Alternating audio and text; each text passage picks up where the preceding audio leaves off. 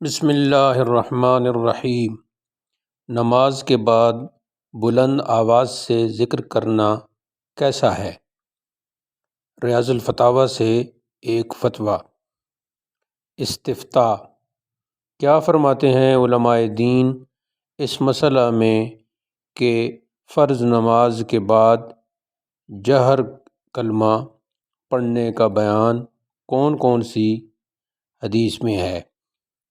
Number 2، آیا نمازی جیسے کوئی نمازی صرف ایک رکعت لیٹ آئے تو بعد میں سلام وہ اپنی نماز پوری کرے؟ کلمہ اونچا پڑھنے سے وہ بھول بھی سکتا ہے۔ سائل باغلی ٹانڈا، گجرات شریف۔ الجواب: صورت مسئولہ میں فرضی نماز کے بعد بآواز بلند کلمہ شریف کا ذکر بلا شبہ حدیث سے ثابت خود حضور رسول کریم اور صحابہ کرام کے معمولات عالیہ میں داخل ہے۔ بخاری شریف میں ہے باب الذکر بعد الصلاۃ، یعنی نماز کے بعد ذکر کرنے کا بیان۔ مذکورہ باب میں ہے کہ حضرت ابن عباس کے غلام نے بتایا کہ انہیں ابن عباس رضی اللہ عنہما نے خبر دی ان رفع الصوت بالذکر حین ینصرف الناس من المکتوبۃ کان علی عہد النبی صلی اللہ علیہ وسلم، یعنی ذکر بآواز بلند کرنا جب کہ لوگ فرض نماز سے فارغ ہوں، یہ نبی پاک صلی اللہ علیہ وسلم کے ظاہری زمانے سے جاری تھا۔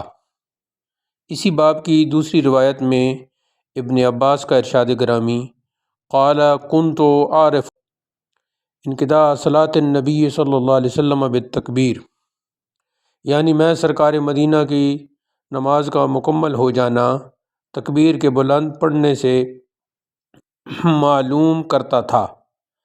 اسی باب کی آخری حدیث میں ہے ان النبی صلی اللہ علیہ وسلم کان یقول فی دبر کل صلاۃ مکتوبۃ لا الہ الا اللہ وحدہ لا شریک لہ الحدیث، یعنی نبی کریم صلی اللہ علیہ وسلم ہر فرض نماز کے بعد پڑھتے تھے لا الہ الا اللہ وحدہ لا شریک لہ۔